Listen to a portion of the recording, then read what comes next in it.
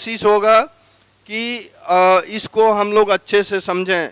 मैं मान के चल रहा हूं कि आप अपने सामने नोटबुक और पेन रखे होंगे, ठीक है। इसको नोट करते रहें और ध्यान रखें आप कॉन्शियस होकर के हमारे साथ जुड़े। हम लोगों की कोशिश होगी कि जो भी कंटेंट और फैक्ट यहाँ पर दें वो आप लोगों के पास एज इट इज डिलीवर हो और आप उसी समय याद करें। अगर आप पूरे कंसंट्रेशन से हमारे साथ 1.5 घंटा जुड़ते हैं तो ये सारे कंटेंट और फैक्ट आपके हो जाएंगे। अगर आप इस समय याद नहीं कर पा रहे हैं तो ये फिर कॉपी में नोटबुक में रखा ही रह जाता है। आप अगर कॉन्शियस हैं हमारे साथ जुड़े हुए हैं तो ये सारे चीज़ें अभी ही याद हो जाएगी। अभी याद नहीं होगी तो फिर बाद में बहुत प्रॉब्लम होगा। इसलिए आप कॉन्शियस होके कंसंट्रेशन के साथ हमारे साथ जुड़े रहें और कमेंट करते रहें, ठीक है।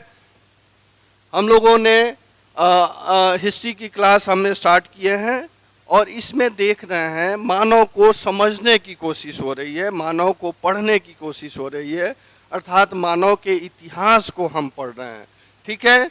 और ये मानव के इतिहास को पढ़ने के क्रम में हम समझना चाह रहे हैं कि मानव का उद्भव और विकास कैसे हुआ। क्योंकि मानव जब विकसित हो रहा था तो इसका उद्भव कहाँ से हुआ और इसकी उत्पत्ति और ये कैसे विकास क्रम की प्रक्रिया में आगे बढ़ा, इसको हम लोग समझना चाह रहे हैं। क्योंकि यहाँ पर मानव के इतिहास को भी हम पढ़ने जा रहे हैं तो उसके पहले इसके उद्भव को समझना जरूरी है। इसी कड़ी में आगे बढ़ते हैं। जैसे हम लोगों का बहुत इम्पोर्टेंट सेशन होने वाला है आज, इस पे ध्यान रखें। इसी इम्पोर्टेंट सेशन में ये टॉपिक है पृथ्वी का भूगर्भिक काल। पृथ्वी का भूगर्भिक काल एवं मानव की उत्पत्ति और विकास, ठीक है। हम लोग का टॉपिक है पृथ्वी का भूगर्भिक काल, मानव की उत्पत्ति और विकास, ठीक है। इसमें देखेंगे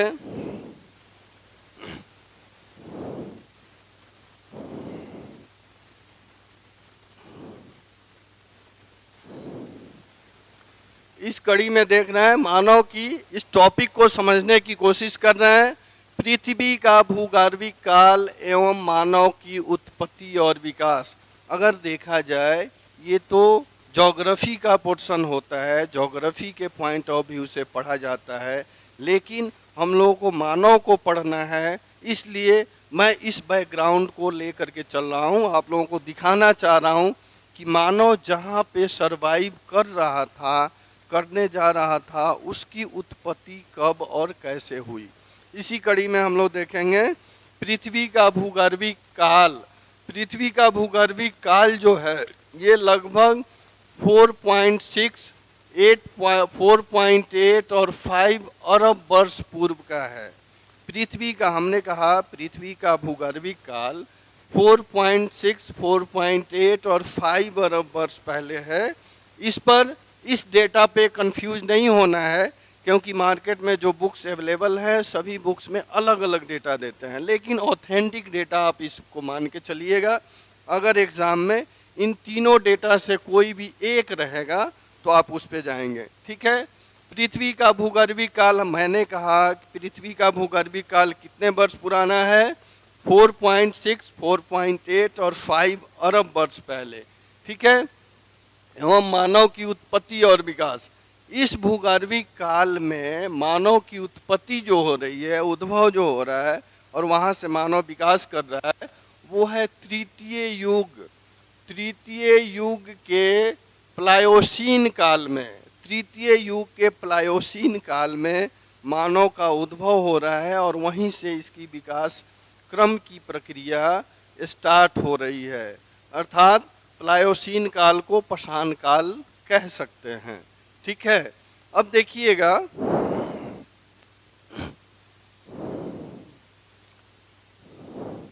ये पृथ्वी का भूगर्भिक काल है। पृथ्वी का भूगर्भिक काल हमने कहा कितने अरब वर्ष पुराना है, 4.6, 4.8 और 5 अरब प्राचीन है, ठीक है। इस पर जीवन का आरंभ मान के चला जाता है 3.5 जीवन का आरंभ कब हुआ?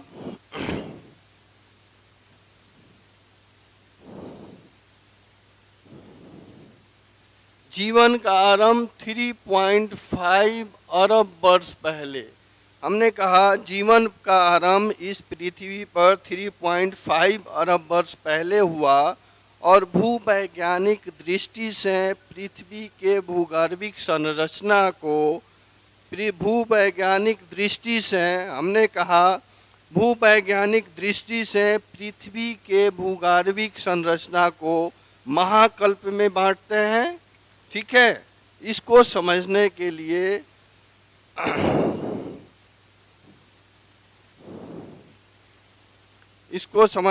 लिए हम कोशिश कर रहे हैं,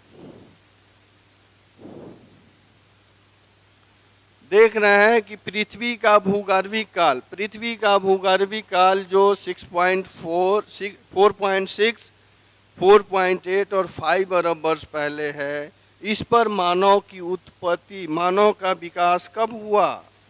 मानव का विकास 3.5 अरब वर्ष पहले हुआ और इस पृथ्वी के भूगर्भिक काल को भूवैज्ञानिक दृष्टि से, हमने कहा पृथ्वी के भूगर्भिक काल को भूवैज्ञानिक दृष्टि से महाकल्प अर्थात एरा में बांटते हैं। महाकल्प, पूरे भूवैज्ञानिक दृष्टि से पृथ्वी के भूगर्भिक काल को महाकल्प में बांटते हैं, जिसकी संख्या 5 है। ठीक है, पृथ्वी के भूगर्भिक काल को कितने भागों में बांटते हैं? 5 भागों में। इसको महाकल्प और एरा कहते हैं। ठीक है, जिसकी संख्या 5 है। फिर इसको और इजी करने के लिए महाकल्प को युग में बांटते हैं। ये वाला जो डायरेक्शन है ये क्या है? महाकल्प। ये महाकल्प हो गया और ये युग हो गया, अर्थात महाकल्प को 4 युगों में बांटते हैं। युग अर्थात एपोच, युग को एपोच कहा जाता है, अर्थात एरा को यूपोच में बांटें और इपोच को और सरल करने के लिए कल्प या शक में बांट के देखते हैं, जिनकी संख्या कितनी है? 18 है। हमने कहा पृथ्वी के भूगर्भिक संरचना को समझने के लिए पूरे भूगर्भिक संरचना को पहले महाकल्प, महाकल्प को युग, युग को कल्प या शक में बांटते हैं, अर्थात एराज, एराज की संख्या 5 है। एराज को फिर इपोच में बांटते हैं जिसकी संख्या 4 है और इपोच को कल्प और शक में बांटते हैं जिसकी संख्या कितनी है? 18 है। ठीक है, मैं मान के चल रहा हूं कि आप मेरी बातों को समझ रहे हैं और इन फैक्ट को समझ रहे होंगे।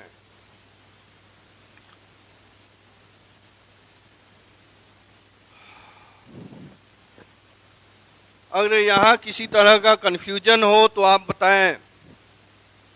सचिन कुमार बता रहे हैं कि यस सर। चलिए आप कमेंट पास करते जाइए। आप बताइए कि यहाँ किसी तरह का प्रॉब्लम है या नहीं है। किसी तरह का डाउट हो तो आप क्लियर कीजिए। प्रियंका सिंह बता रही हैं नहीं सर। ठीक है, Sejal no, Sujeet no sir. बिल्कुल, चलिए अच्छी बात है, अच्छी बात है कि आप इस फैक्ट को और इस कॉन्सेप्ट को समझ रहे हैं। फिर मैं रिपीट कर दूं कि पृथ्वी के भूगर्भिक काल को, भूगर्भिक संरचना को हम लोग कितने भागों में बांटते हैं? 5 भागों में, जिसको महाकल्प और एरा कहते हैं। एरा को समझने के लिए उसको युग में बांटते हैं, अर्थात युपोच में बांटते हैं, जिसकी संख्या कितनी है? 4। आप लोग याद करते जाएंगे। फिर एपोच को हम लोग किस में बांटते हैं? पीरियड में, कल्प या शक अर्थात पीरियड में बांटते हैं, जिसकी संख्या कितनी है? 18। ठीक है, इस कंसेप्ट को समझेंगे। सचिन जी बता रहे हैं क्लियर कंसेप्ट है सर। ओके, पीरियड की संख्या 18 है। सेजल यहाँ बता रहे हैं कि पीरियड की संख्या 18 है।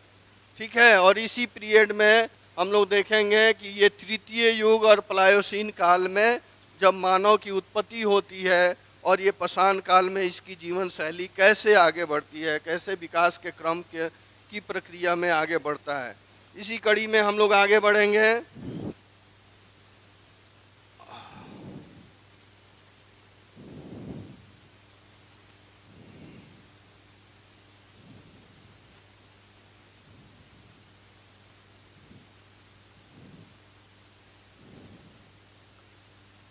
चलिए ठीक है, आगे बढ़ते हैं।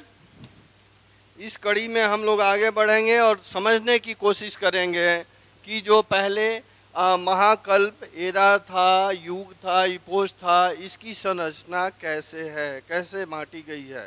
ठीक है, आप कॉन्शस होकर के जुड़े रहें। अगर आप कॉन्शस होकर के जुड़े रहेंगे तो आपका ये कंसेप्ट और फैक्ट जो है ये आपका हो जाएगा और हमेशा के लिए हो जाएगा। अगर आप इस कंसेप्ट फैक्ट को अभी याद नहीं करना चाह रहे हैं, अगर अभी याद नहीं हो रहा है तो फिर कभी नहीं होगा, फिर प्रॉब्लम हो जाएगी। तो आप कॉन्शस होकर के पूरे कंसंट्रेशन से आप हमारे साथ जुड़े रहें और देखेंगे क्लास के अंत में ये सारी चीज़ें आपको याद हो जाएंगी। ठीक है, चलिए इसी पीरियड में आगे बढ़ते हैं। अर्थात महाकल्प, महाकल्प की संख्या कितनी है आप बताएंगे? आप बताएंगे महाकल्प की संख्या कितनी है? कमेंट करेंगे महाकल्प की संख्या कितनी है। बिल्कुल ठीक, पंकज, सचिन, सुजीत, सुषमा सब बता रहे हैं 5।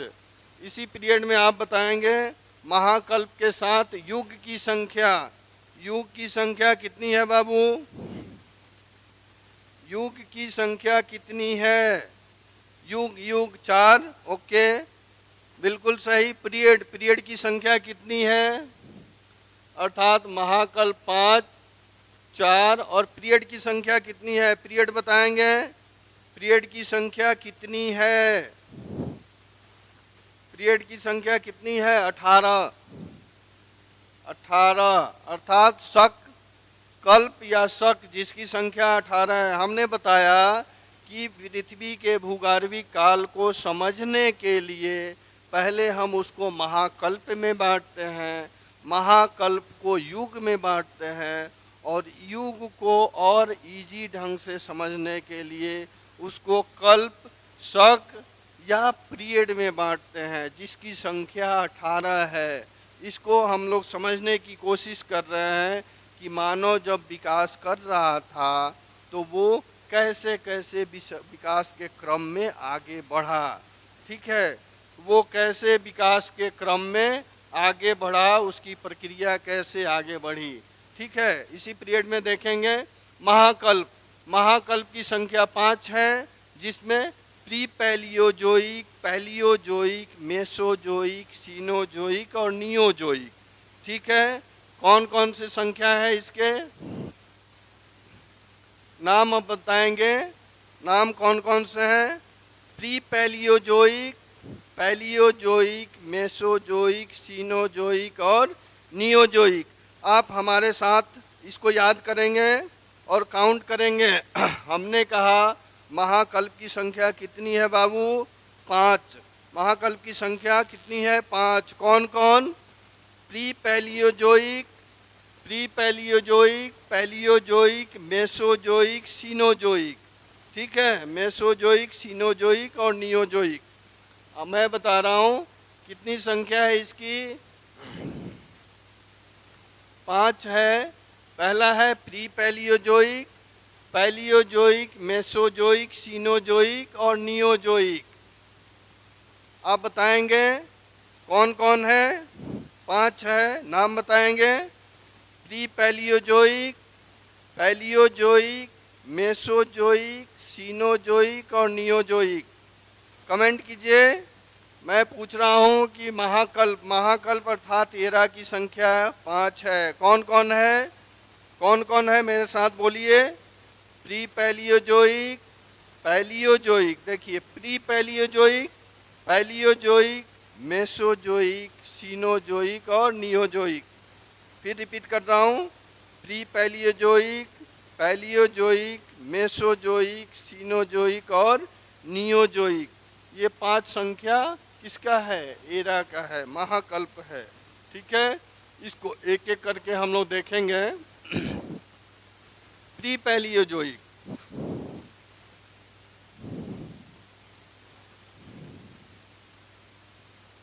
प्री पैलियोजोइक, प्री पैलियोजोइक में कोई युग नहीं है। मैं कह रहा हूँ प्री पैलियोजोइक में कोई युग नहीं है, लेकिन इसमें कल्प और पीरियड हैं।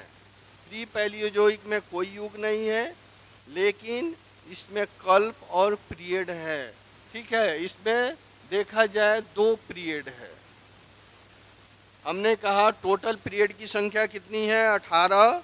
18 में प्रीजोइक एरा में कोई युग नहीं है। हमने कहा प्री पैलियोजोइक युग एरा में कोई युग नहीं है, लेकिन इसमें कल्प की संख्या 2 है। कल्प की संख्या कितनी है? 2 है। पहला है आर्कियन और दूसरा है प्री कैम्ब्रियन।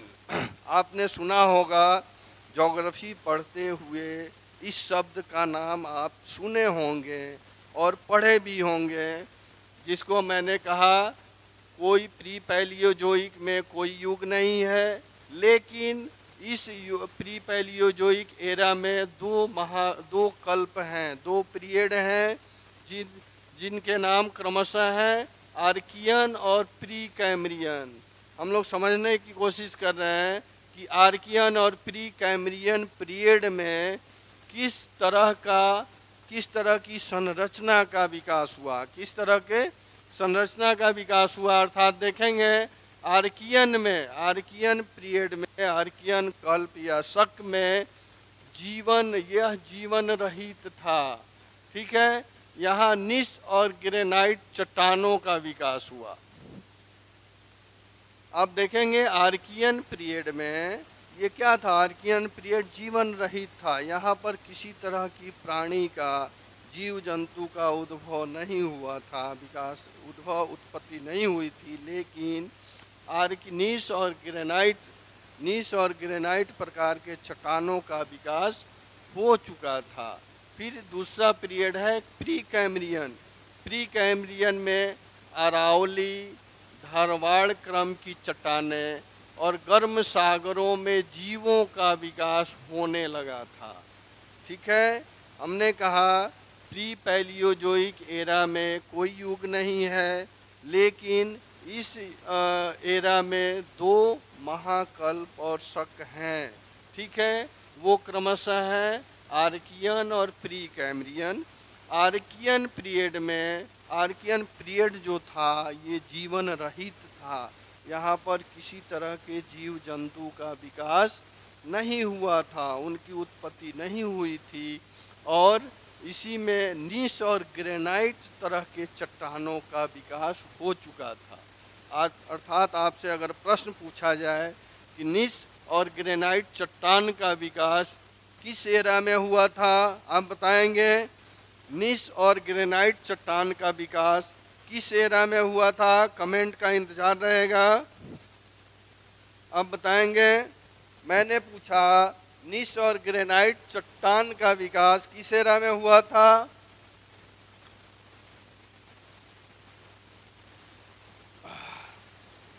बिल्कुल पंकज बता रहे हैं।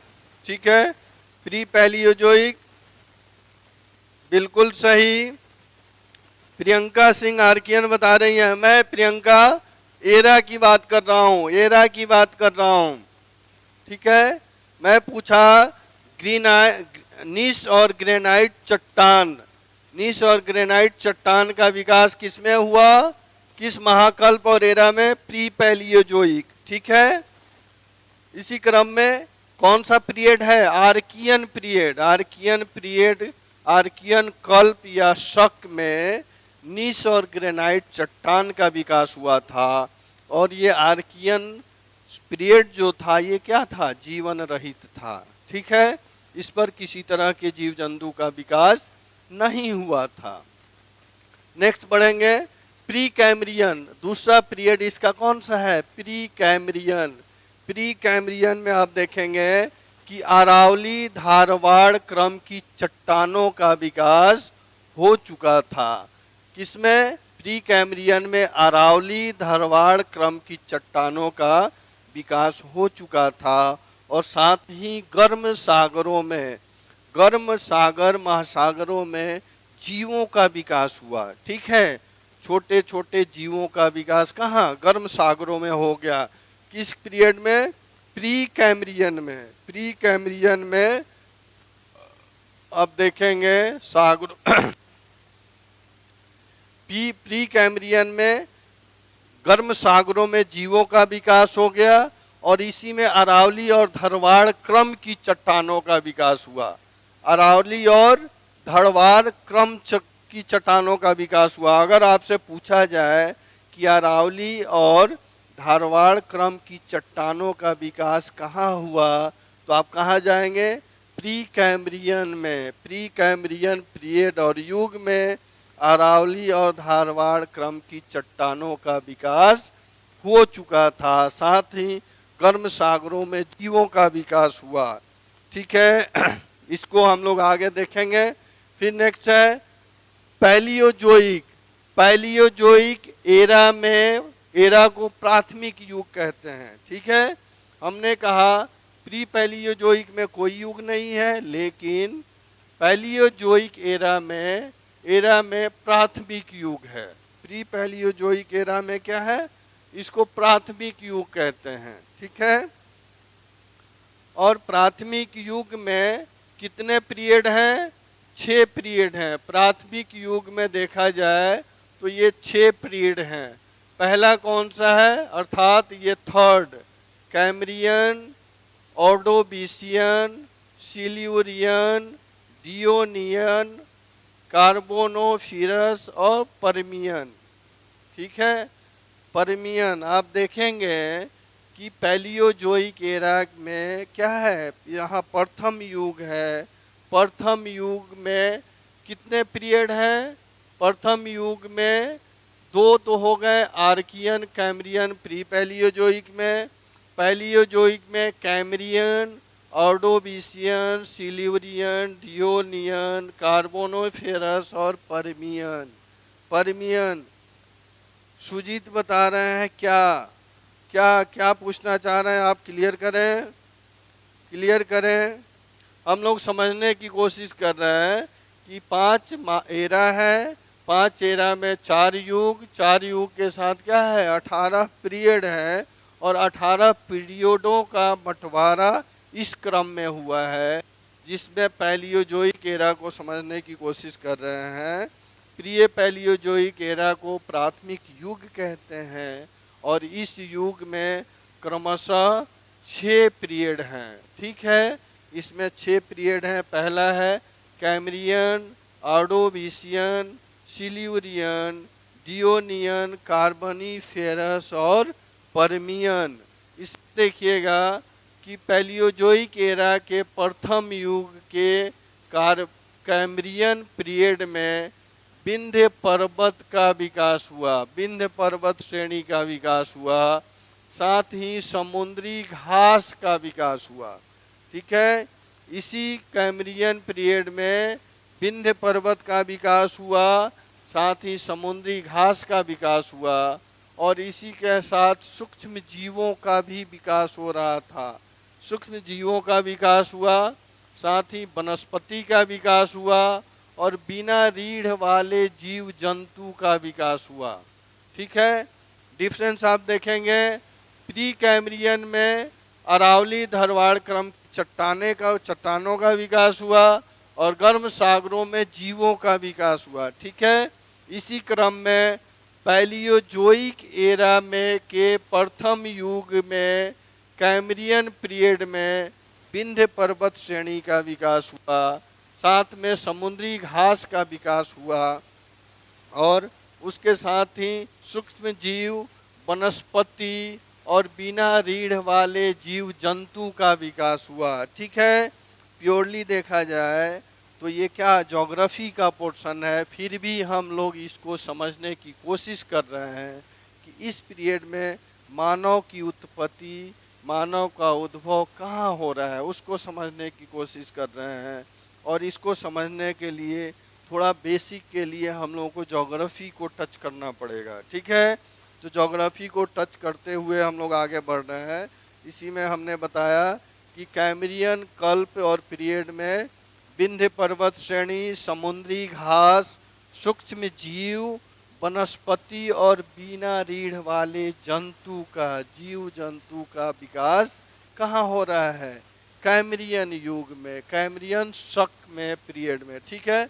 नेक्स्ट है ऑर्डोविशियन। ऑर्डोविशियन में सागर में स्थलों का प्रवेश।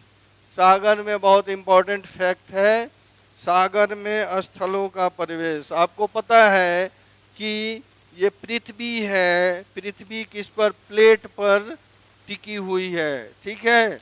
और अचानक भूगर्भिक संरचना में परिवर्तन हुआ और सागरों में स्थलों का प्रवेश, वो प्लेट जो है एक दूसरे से टकराए और टकराने के फलस्वरूप सागर जो थे उसमें कुछ भूगर्भिक संरचनाएं हुई, परिवर्तन हुआ और उसी के फलस्वरूप हिमालय जैसे पर्वतों का विकास हुआ। तो इसी क्रम में हम देखते हैं कि ऑर्डोविशियन में सागरों में स्थलों का प्रवेश। नेक्स्ट है सिल्यूरियन। सिल्यूरियन पीरियड को समझने की कोशिश कर रहे हैं।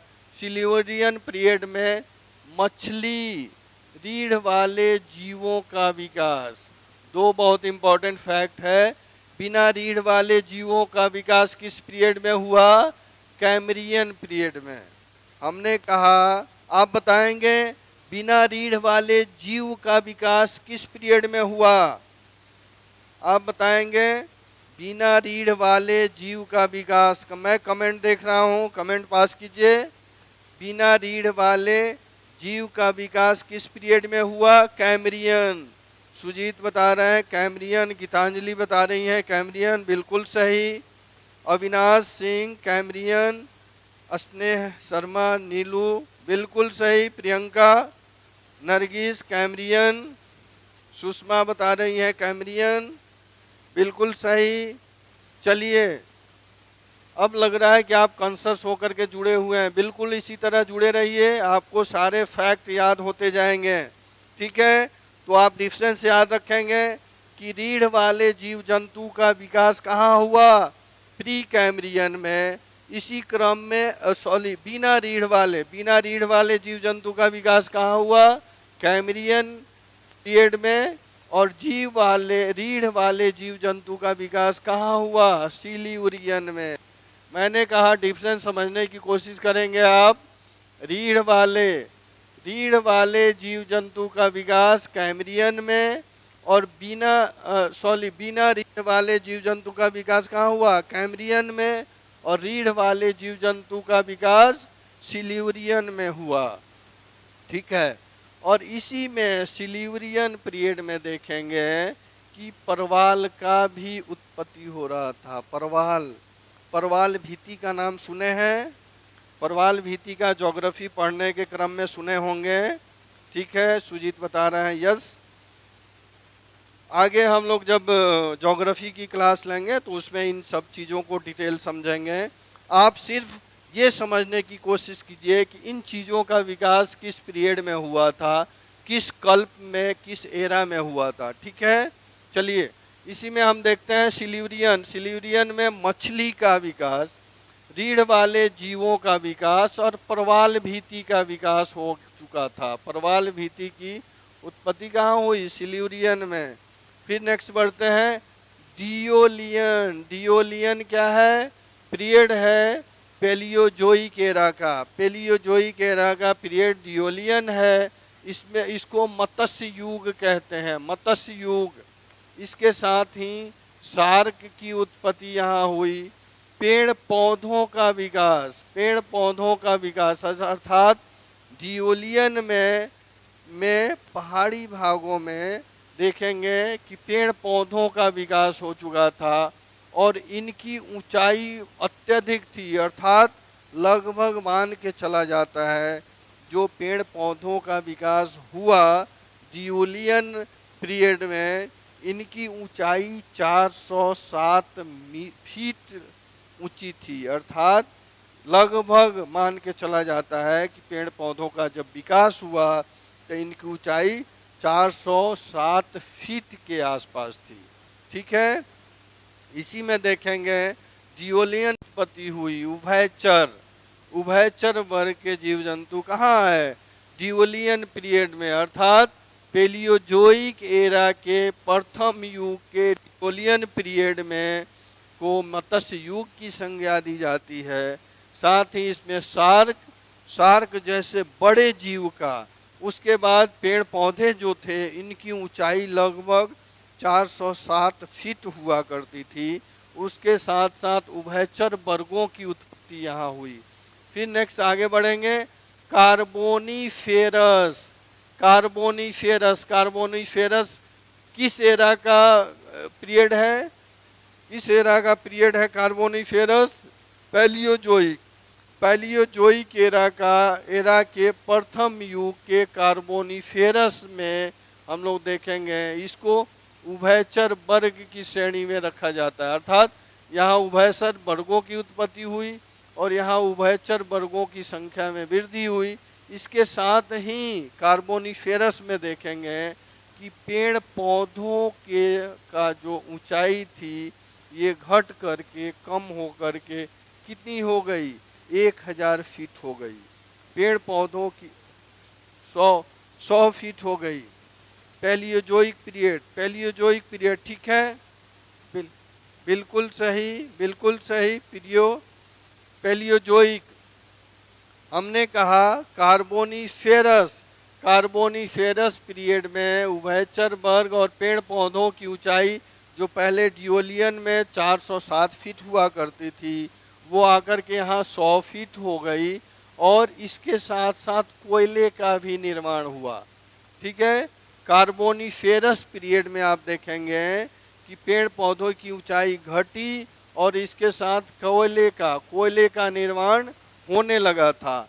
नेक्स्ट हम देखेंगे परमियन पीरियड में जर्मनी में ब्लैक फॉरेस्ट का उत्पत्ति हुआ। ठीक है, परमियन पीरियड में जर्मनी में ब्लैक फॉरेस्ट का और बासेज पर्वत की उत्पत्ति हो चुकी थी। ठीक है, हम देख रहे हैं कि पैलियोजोइक एरा के पैलियोजोइक एरा के प्रथम युग के परमियन पीरियड में जर्मनी में ब्लैक फॉरेस्ट और बासेज पर्वत की उत्पत्ति हो चुकी थी। इसी क्रम में आगे बढ़ेंगे। मेसोजोइक जो है ये कितने नंबर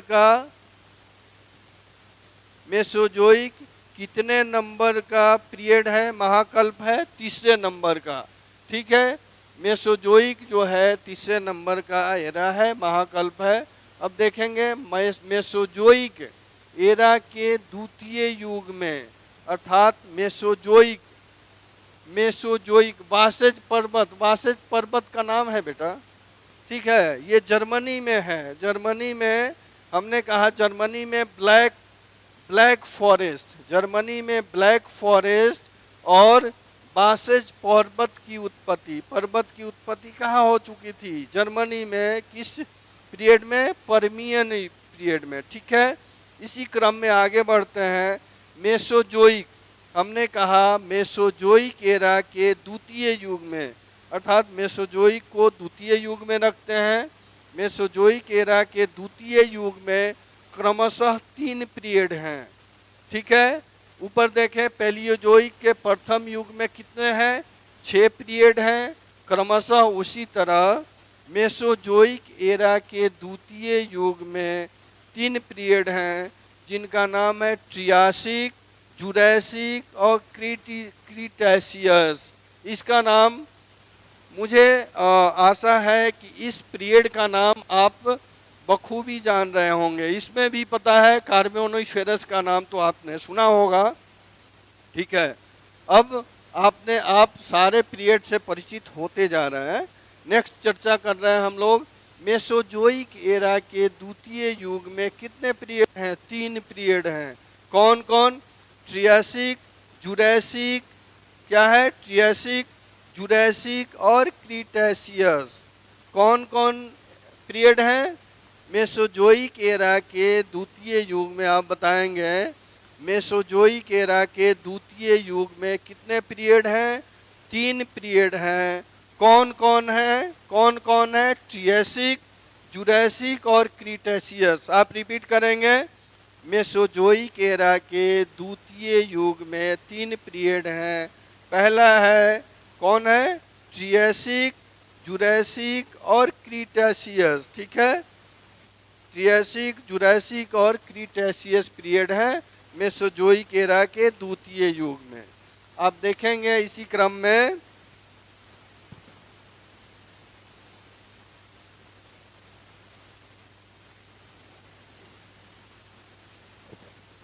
में हम आगे बढ़ते हैं। मेसोजोइक एरा के द्वितीय युग में कितने हो गए पीरियड? 3 पीरियड, ट्रियासिक, जुरासिक और क्रीटासियस। आप याद करेंगे, ट्रियासिक, जुरासिक और क्रीटासियस 3 पीरियड हैं द्वितीय युग में। ट्रियासिक पीरियड में आप देखेंगे रेंगने वाले जीव जंतु का विकास। ठीक है, रेंगने वाले, रेंग करके चलने वाले जीव जंतु का विकास किसमें हुआ? ट्रियासिक युग में, अर्थात इसको एज ऑफ रेप्टाइल्स के नाम से जानते हैं। ठीक है, आप कमेंट पास करते रहेंगे, कहीं कंफ्यूजन तो नहीं है। हमने कहा ट्रियासिक युग को एज ऑफ रेप्टाइल्स के नाम से जानते हैं, अर्थात रेंगने वाले जीव जंतु का विकास कहाँ हुआ? ट्रियासिक युग में। ठीक है, उसके साथ साथ केकड़ा और गोंडवाना क्रम की चट्टानें। ठीक है, गोंडवाना क्रम की चट्टानें कहाँ है? इंडिया में जो गोंडवाना क्रम की चट्टानें हैं, इसका विकास आपको ट्रियासिक पीरियड में हो रहा है। ठीक है, मेसोजोइक हम लोग समझने की कोशिश कर रहे हैं कि मेसोजोइक के द्वितीय युग में, अर्थात मेसोजोइक एरा के द्वितीय युग में 3 पीरियड हैं क्रमशः। पहला है ट्रियासिक, ट्रियासिक में रेंगने वाले जीव जंतु का विकास हो रहा था, जिसको एज ऑफ रेप्टाइल्स कहते हैं। प्रश्न बन सकता है और पूछा हुआ है कि एज ऑफ रेप्टाइल्स किस पीरियड को कहते हैं? आप पास करेंगे, एज ऑफ रेप्टाइल्स किस पीरियड को कहते हैं? एज ऑफ रेप्टाइल्स किसको कहते हैं? ट्रियासिक पीरियड को। और इसी में ट्रियासिक पीरियड में ही केकड़ा का नाम सुने हैं आप लोग? केकड़ा से परिचित हैं? परिचित हैं जी, बिल्कुल सही। चलिए, हम लोग सभी ग्रामीण पृष्ठभूमि से हैं, नहीं? ग्रामीण पृष्ठभूमि से हैं तो इस शब्द से परिचित होंगे, बिल्कुल परिचित होंगे। तो हमने कहा मेसोजोइक एरा के द्वितीय युग में 3 पीरियड है, ट्रियासिक, जुरासिक और क्रीटासियस। इसको समझने की कोशिश कर रहे हैं कि ट्रियासिक पीरियड में को एज ऑफ रेप्टाइल्स कहते हैं और इसी में केकड़ा की उत्पत्ति हुई और साथ ही गोंडवाना क्रम की चट्टानों का विकास कहाँ हुआ? ट्रियासिक युग पीरियड में। ठीक है, गोंडवाना क्रम की चट्टानों का विकास कहाँ हुआ? ट्रियासिक पीरियड में। नेक्स्ट पीरियड है जुरासिक। जुरासिक का नाम तो सुने होंगे, जुरासिक का नाम सुने हैं आप लोग? कितने लोग जुरासिक पार्क देखे हैं मूवी? जुरासिक पार्क मूवी देखे हैं? देखे हैं जी, बिल्कुल सही, बिल्कुल सही। चलिए, गोंडवाना क्रम की यूज क्या है?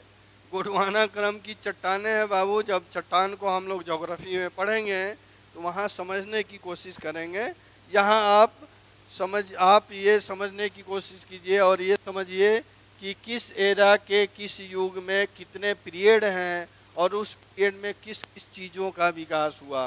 तो इसी क्रम में हम लोग देख रहे हैं मेसोजोइक एरा के द्वितीय युग के ट्रियासिक पीरियड में रेंगने वाले जीव जंतु का विकास हुआ, अर्थात इसको एज ऑफ रेप्टाइल्स के नाम से जानते हैं।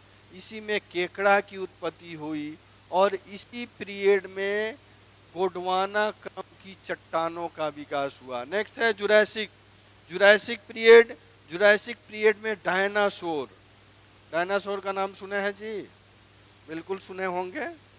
डायनासोर के साथ साथ कंगारू का और आर्योपेटिस, अर्थात स्थल और वायु में रहने वाले जीव जंतु का, स्थल और वायु में रहने वाले जीव, जिसको आर्योपेटेरिस कहते हैं। आर्योपेटेरिस, आर्योपेटेरिस जीव को जीव जो है इसका विकास कहाँ हुआ? जुरासिक पीरियड में, जिसको स्थल और वायु में रहने वाले जीव कहते हैं। ठीक है सर, मैं ये पूछ रही थी कि गोंडवाना क्रम में ये क्रम वर्ड का मतलब सीरियल है या क्या? देखिए, गोंडवाना, गोंडवाना क्रम क्या मतलब है कि इस पीरियड में किस क्रम की चट्टानें, चट्टानों का जो विकास हुआ, आगे हम लोग देखेंगे हिमालय पर्वत की श्रेणियां जो हैं, हिमालय पर्वत की उत्पत्ति हुई और उसके अलग अलग क्रम में उस श्रेणियों का विकास हुआ, उस श्रेणी का श्रेणी की उत्पत्ति हुई। वैसे ही गोंडवाना क्रम की चट्टानें, गोंडवाना और धारवाड़ क्रम की चट्टानें हैं, उसी क्रम में ये सीरियल है कि गोंडवाना क्रम की चट्टानों का विकास कहाँ हुआ? ट्रियासिक युग में। फिर जुरासिक को समझने की कोशिश कर रहे हैं। जुरासिक का अर्थ हो गया, जुरासिक पीरियड में डायनासोर, कंगारू और आर्योपटेरिस नामक जंतु का विकास हुआ।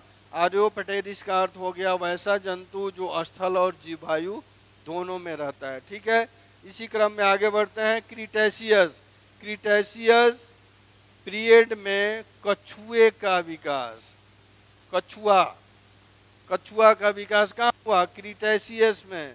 और इसी में रॉकीज पर्वत का विकास, रॉकी का नाम सुने हैं? रॉकी पर्वत का विकास, एंडीज पर्वत का विकास, दक्षिण अमेरिका स्थित रॉकी, रॉकी पर्वत का नाम सुने हैं? पंकज कुमार बता रहे हैं नो सर, पंकज बता रहे हैं कि नो सर नहीं सुने हैं, तो सुन लीजिए। सुने हैं? चलिए, इमरान बता रहे हैं यस सर, हाँ सर, प्रियंका बता रही है हाँ सर। ठीक है, north America, good. Anamika Gupta yes sir. उसी को हम लोग समझने की कोशिश कर रहे हैं। सिर्फ आप यहाँ ये समझें कि रॉकीज, एंडीज और ये सब पर्वतों का विकास किस क्रम में हुआ, कैसे हुआ, कब हुआ, उसको हम लोग ज्योग्राफी की क्लास जब करेंगे तो वहाँ डिस्कस कर लेंगे। यहाँ हम लोग समझने की कोशिश कर रहे हैं मानव को, इसलिए मानव से जुड़ी हुई संकल्पना को समझ रहे हैं। अर्थात मेसोजोइक एरा के द्वितीय युग के क्रीटेशियस पीरियड में कछुए का विकास हुआ और साथ ही दक्षिण अमेरिका स्थित रॉकीज और एंडीज पर्वत का विकास हुआ। ठीक है, क्रीटेशियस पीरियड में कछुए का विकास और कछुए के साथ साथ किसका? रॉकी का और एंडीज पर्वत का विकास हुआ जो दक्षिण अमेरिका में है। ठीक है, इसी क्रम में हम लोग आगे बढ़ रहे हैं।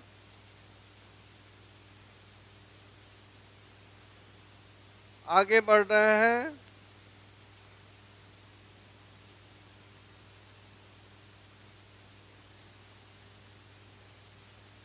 आगे बढ़ रहे हैं। मेसोजोइक, मेसोजोइक एरा को समझें कि मेसोजोइक एरा के द्वितीय युग में कितने पीरियड हैं? 3 पीरियड हैं। पहला है ट्रियासिक, दूसरा है जुरासिक और तीसरा क्रीटेशियस। कौन कौन पीरियड हो गए? मेसोजोइक एरा के द्वितीय युग में कौन कौन पीरियड हो गए? ट्रियासिक, जुरासिक और क्रीटेशियस। इसी में समझें कि क्रीटेशियस में कछुए की उत्पत्ति हुई और उसके साथ साथ, कछुए के साथ साथ रॉकी पर्वत और एंडीज पर्वतमाला का विकास कहाँ हुआ? क्रीटेशियस युग में। और कि इसकी स्थिति कहाँ है? दक्षिण अमेरिका में। फिर है आगे बढ़ते हैं। में सीनोजोइक एरा, सीनोजोइक एरा या महाकल्प को तृतीय युग या टर्सरी युग के नाम से जानते हैं। हमने कहा कि सीनोजोइक एरा को तृतीय युग और ट्रियासिक, आप याद रखेंगे, सीनोजोइक एरा को तृतीय युग और टर्सरी युग के नाम से जानते हैं। किस नाम से जानते हैं? तृतीय युग और टर्सरी युग के नाम से। और इसी में क्रमशः 5 पीरियड हैं। ठीक है, सीनोजोइक एरा के द्वितीय युग को टर्सरी युग भी कहते हैं और इसमें क्रमशः 5 पीरियड हैं, जिनके नाम क्रमशः हैं पेलियोसीन, इयोसीन, ओलिगोसीन, मायोसीन और प्लायोसीन। ठीक है, प्लायोसीन, प्लायोसीन टर्सरी, बिल्कुल सही, टर्सरी या तृतीय युग। क्या है, हम समझने की कोशिश कर रहे हैं कि सीनोजोइक एरा को तृतीय युग या टर्सरी युग के नाम से जानते हैं। और इस टर्सरी युग में क्रमशः 5 पीरियड हैं, 5 कल्प या शक हैं, जिनके नाम क्या हैं, पेलियोसीन, इयोसीन, ओलिगोसीन, मायोसीन और प्लायोसीन। कौन कौन है आप याद करेंगे। पहला है, हमने पूछा सीनोजोइक एरा के द्वितीय या टर्सरी युग में कितने पीरियड हैं, 5 पीरियड हैं। कौन कौन है, पेलियोसीन, इयोसीन, ओलिगोसीन, मायोसीन और प्लायोसीन। कौन है आप बताएंगे। 5 पीरियड हैं, कौन, पेलियोसीन, इयोसीन, कौन है, पेलियोसीन, इयोसीन, ओलिगोसीन, मायोसीन और प्लायोसीन। ठीक है, हम समझने की कोशिश कर रहे हैं कि सीनोजोइक एरा को तृतीय युग या टर्सरी युग के नाम से जानते हैं। और इस युग में क्रमशः 5 प्रकार के पीरियड हैं, 5 पीरियड हैं, जिनके नाम क्रमशः हैं Palaeocene, Eocene, Oligocene, Palaeocene, Eocene, Oligocene, Miocene और प्लायोसीन। इनको देखेंगे आप। जो पेलियोसीन युग पीरियड है, इसका समय काल जो है 7 से 6 करोड़ वर्ष, 7 से 6 करोड़ वर्ष पेलियोसीन पीरियड का समय काल है। और इसी में प्राइमेट की उत्पत्ति हो रही है। प्राइमेट की उत्पत्ति बहुत इम्पोर्टेंट फैक्ट है, इसी को हम लोग समझने की कोशिश कर रहे हैं। ठीक है, इसी को समझने की कोशिश कर रहे हैं, प्राइमेट को, क्योंकि हम लोगों को पढ़ना है मानव की उत्पत्ति और विकास। इसी को समझने के लिए हमने पीछे से लिंक लिया और पीछे के चीज़ों को समझने की कोशिश की कि इस पृथ्वी पर कब कब किस किस जीव जंतु का, किस किस पर्वत श्रृंखलाओं का विकास हुआ। और हम लोग मानव की उत्पत्ति और विकास को समझने की कोशिश कर रहे हैं। और ये समझने की कोशिश कर रहे हैं कि किस एरा में और किस एरा के किस युग में और किस युग के किस पीरियड में मानव की उत्पत्ति हो रही है। ठीक है, चलिए, स्नेहा शर्मा बता रही हैं, बिल्कुल सही, पेलियोसीन, इयोसीन, ओलिगोसीन, मायोसीन और प्लायोसीन। ठीक है, इसी को हम समझने की कोशिश कर रहे हैं कि सीनोजोइक महाकल्प के द्वितीय और टर्सरी युग के पेलियोसीन पीरियड में पेलियोसीन का समय क्या हो गया, 7 से 6 करोड़ वर्ष पहले। और इसी में प्राइमेट जो स्तनधारियों का समूह है, ठीक है, प्राइमेट जो स्तनधारियों का समूह है, इसका विकास कहाँ हो रहा है, पेलियोसीन पीरियड में, अर्थात सीनोजोइक एरा के तृतीय या टर्सरी युग के पेलियोसीन एरा में, जिसका समय काल है 7 से 6 करोड़ वर्ष पूर्व। इसी में प्राइमेट का विकास हो रहा है। और प्राइमेट क्या है, स्तनधारियों का समूह है। और इस प्राइमेट समूह में 5 प्रकार के, अर्थात यहाँ पे 4 दिया हुआ है, 5 प्रकार के जीव जंतु का विकास होता है, जिसमें मानव कपी के रूप में है। अर्थात इस प्राइमेट समूह में कपी, गोरिल्ला, चिंपांजी,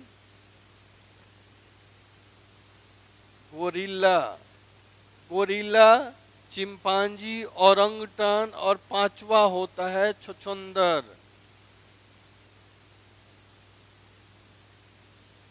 ठीक है, हमने कहा कि सीनोजोइक एरा के तृतीय और टर्सरी युग में के पेलियोसीन पेलियोसीन पीरियड में प्राइमेट जो स्तनधारियों का समूह होता है इसका विकास हुआ। और इसी प्राइमेट में 5 तरह के जीव होते हैं, 5 तरह के जीव होते हैं, जिसमें पहला है कपी या वानर कहते हैं इसको, कपी या वानर। ठीक है, इसी कपी को समझने की कोशिश हो रही है और इसी कपी को समझने के लिए हम लोगों ने पीछे के कंटेंट और फैक्ट को लिंक किया और इस प्राइमेट समूह को समझ रहे हैं। अर्थात प्राइमेट समूह जो था ये क्या था, स्तनधारियों का समूह था और इसमें 5 प्रकार के जीव जंतु रहते थे। 5 प्रकार के प्राइमेट समूह जो स्तनधारियों का समूह था, इसमें 5 प्रकार के जीव थे, जिसमें पहला है कपी या बानर, दूसरा है गोरिल्ला, चिंपांजी, ओरंगटन और छुछुंदर। ठीक है, इस तरह के ये 5 प्रकार के जीव जो है प्राइमेट समूह थे। आप देखेंगे विकास क्रम में जो कपी था समय के हिसाब से अपने आप में परिवर्तन किया और समय और परिस्थिति के हिसाब से वो आधुनिक रूप में मानव के रूप में परिवर्तित हुआ। ठीक है, अर्थात इसके इसी समूह में गोरिल्ला, चिंपांजी, ओरंगटन और छुछुंदर था, ये एज इट इज रह गया। आप सोच सकते हैं इनकी उत्पत्ति 6 से 7 करोड़ वर्ष पहले हुई थी। 6 से 7 करोड़ वर्ष पहले जिस रूप में, जिस अवस्थिति में गोरिल्ला, चिंपांजी, ओरंगटन और छुछुंदर की उत्पत्ति हुई थी, उसी रूप में ये लोग रह गए। ठीक है, गोरिल्ला, चिंपांजी और छुछुंदर समझ रहे हैं। ओरंगटन इसी समूह का जीव है। ठीक है, ओरंगटन इसी समूह का जीव है। हमने कहा प्राइमेट में कितने जीव हैं, कितने स्तनधारी हैं, कपी या बानर, दूसरा है गोरिल्ला, तीसरा है चिंपांजी, ओरंगटन और छछुंदर। ठीक है, इसी में आगे बढ़ेंगे कि इयोसीन का समय हो गया 6 से 4 करोड़ वर्ष पहले। इयोसीन का समय क्या हुआ, 6 से 4 करोड़ वर्ष पहले।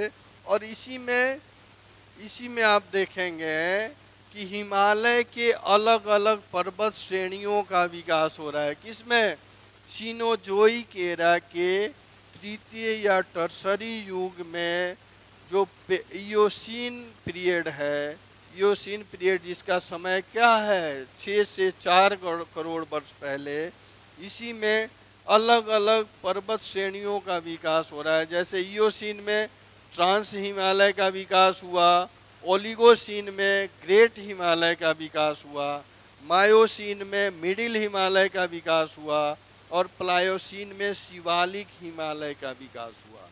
क्रमशः आप देखेंगे हिमालय का विकास, हिमालय के पर्वत श्रेणियों का विकास एक बार नहीं हुआ, क्रमिक रूप से। जैसे मानव की उत्पत्ति कहाँ हुई, प्लायोसीन में प्राइमेट के रूप में, और मानव क्रमिक रूप से विकास किया, उसी तरह आप देखेंगे कि इयोसीन पीरियड में ट्रांस हिमालय अर्थात हिमालय के अलग अलग पर्वत श्रेणियों का विकास हुआ।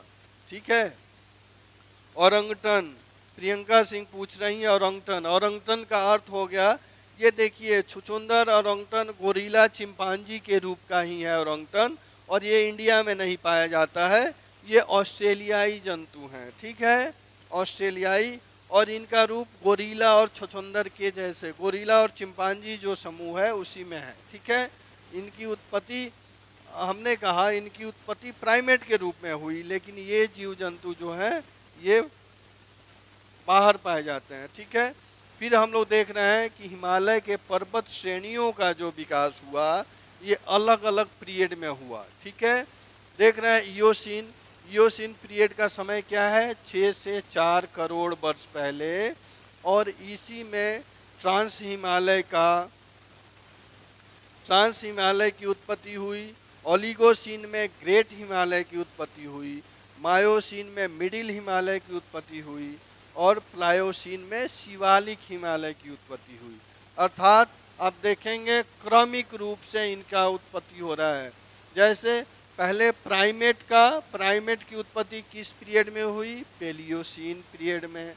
इयोसीन में ट्रांस हिमालय की उत्पत्ति हुई, ओलिगोसीन में ग्रेट हिमालय की, मायोसीन में मिडिल हिमालय की, और प्लायोसीन जिसका समय 1.10 लाख वर्ष पूर्व है, उसमें शिवालिक हिमालय की उत्पत्ति हुई, शिवालिक हिमालय का विकास हुआ। इसी क्रम में आगे हम लोग बढ़ेंगे।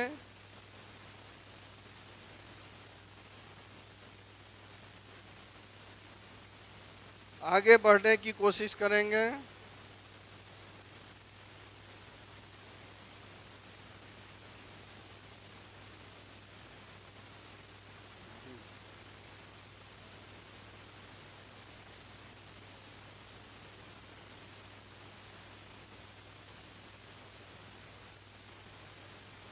आगे नेक्स्ट एंड लास्ट, जैसे हम लोग सिनोजोई को समझे, अब समझ रहे हैं कपि आज भी कपि क्यों है, बाकी के कपि आज भी कपि क्यों हैं?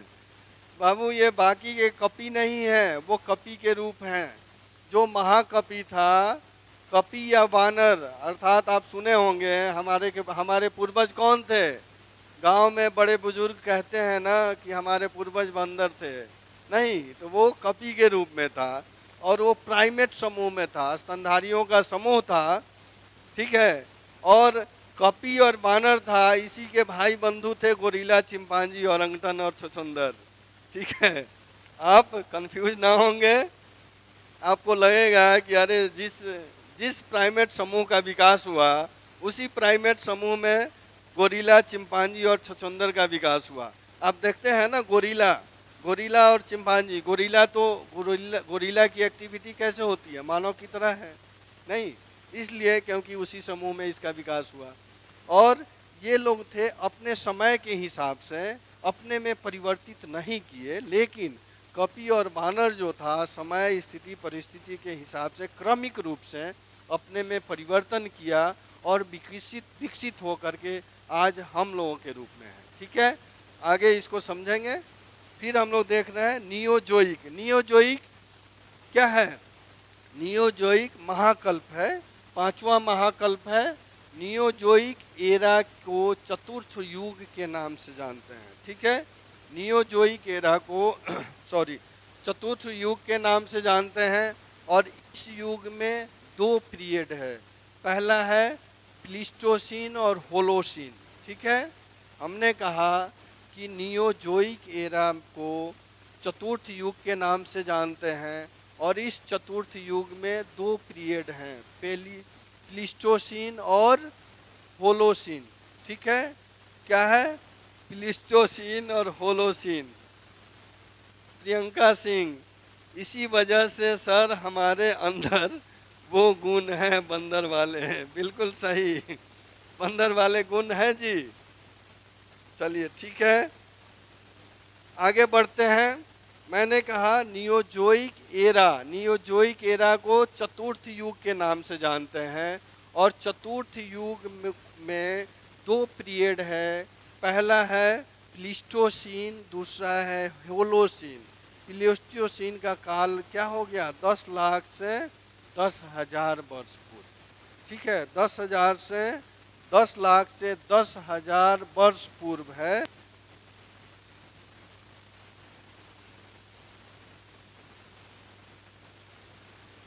प्लीस्टोसीन का काल क्या है? 10 लाख से 10,000 वर्ष पूर्व है, ठीक है। इसका दूसरा पीरियड है होलोसीन। होलोसीन का समय क्या हुआ?